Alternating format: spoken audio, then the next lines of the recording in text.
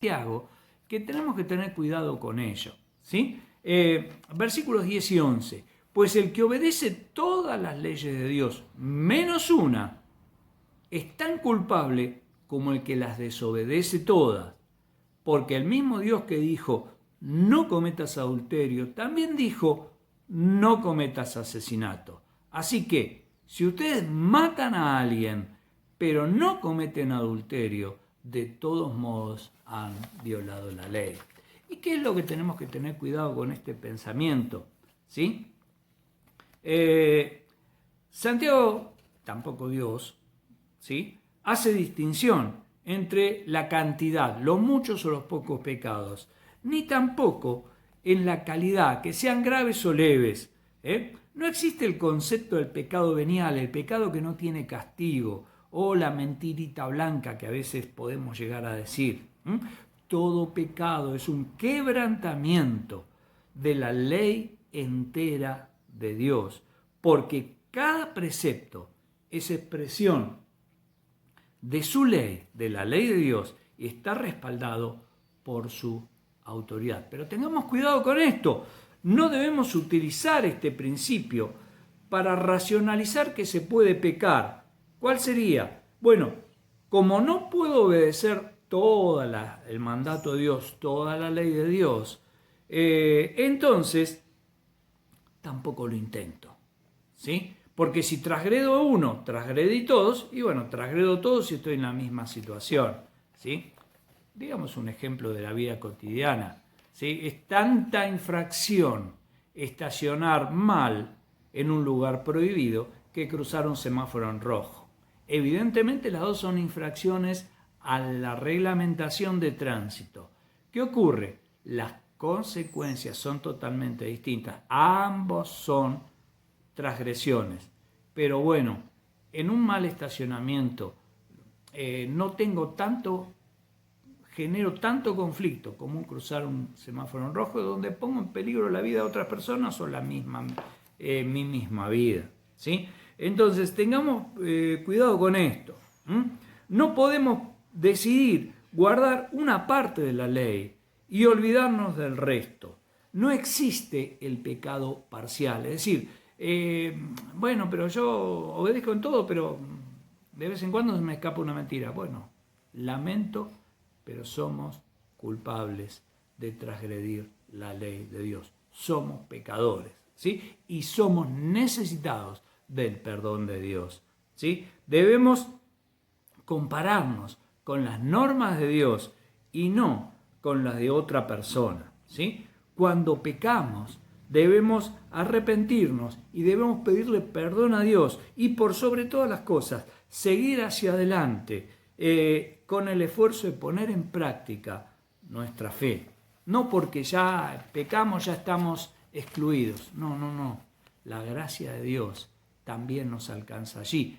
Condición, tenemos que arrepentirnos. Condición, tenemos que pedirle perdón a Dios y Él nos renueva su misericordia, ¿sí? Y nuestro compromiso, ¿cuál es? Bueno, la de esforzarnos en seguir y evitar de volver a caer en la misma circunstancia. Bien, versículos que siguen, 12 y 13, y ya con esto estamos terminando. Entonces, en todo lo que digan, en todo lo que hagan, recuerden que serán juzgados por la ley que nos hace libres. ¿Se acuerdan? Lo leímos también en Santiago 1:25, después lo vamos a mencionar también.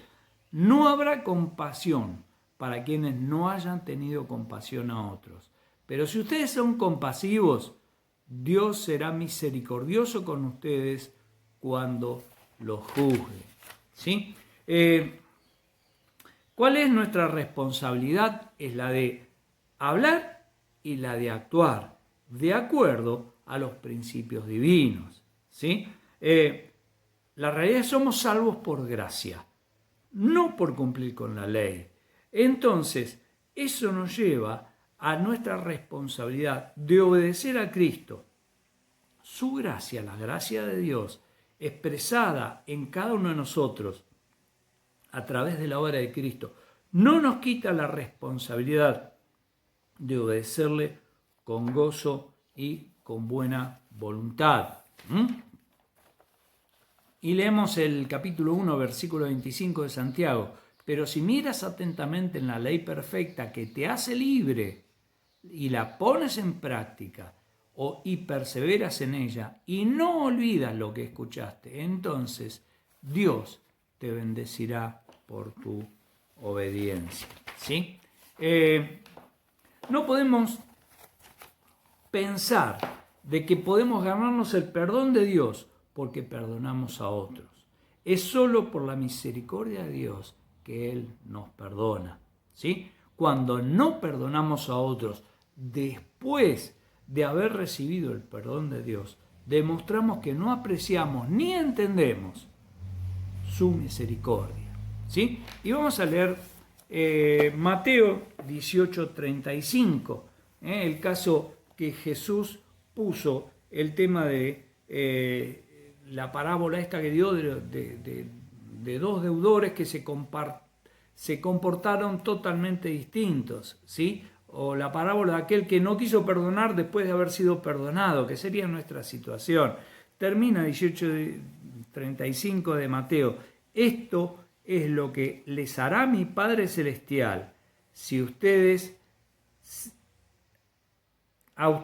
si se niegan a perdonar de corazón a sus hermanos. ¿Sí? No porque yo sea misericordioso, Dios va a ser misericordioso conmigo. Dios ya es misericordioso conmigo por su gracia, porque es su naturaleza. Ahora bien, eso me obliga, después de haber recibido el perdón de Dios, ¿cómo pasaba en esta parábola que dio el Señor Jesús? Una deuda imposible de pagar, que el rey se la perdonó, y él después, por distintas razones que por ahí en algún momento la podemos analizar, se negó a perdonar a alguien que tenía una deuda totalmente insignificante, ¿sí? Y ahí es donde el rey lo castigó, ¿sí? Y bueno, así también a nosotros, es nuestra responsabilidad. Vamos a terminar leyendo el comentario que tenemos en esta Biblia del Diario Vivir que habla del favoritismo. Dice, ¿por qué es malo mostrar favoritismo por los ricos? ¿Sí? Primera cosa, dice, es contrario a las enseñanzas de Cristo. ¿Sí? Esto lo vimos. Es producto de nuestros malos pensamientos, es decir, de nuestra forma de pensar equivocada, suponiendo que vamos a recibir de aquellos que nos pueden ayudar y no vamos a poder recibir nada de aquellos que no nos pueden ayudar, ricos y pobres. ¿Sí? Es un insulto a las personas creadas a la imagen de Dios. Viene de intenciones egoístas, va en contra de la definición bíblica de amor, muestra una falta de compasión por los menos afortunados, es hipocresía y por sobre todas las cosas es pecado. Bien, nada más, que el Señor nos bendiga y que les guarde, nos guarde a cada uno de nosotros en sus caminos y nos ayude a poder vivir de acuerdo a sus enseñanzas, mostrando con nuestra forma de actuar nuestros pensamientos o el principio de nuestra fe. Es lo que vamos a ver en la segunda parte del capítulo 2. Nada más, que el Señor les bendiga.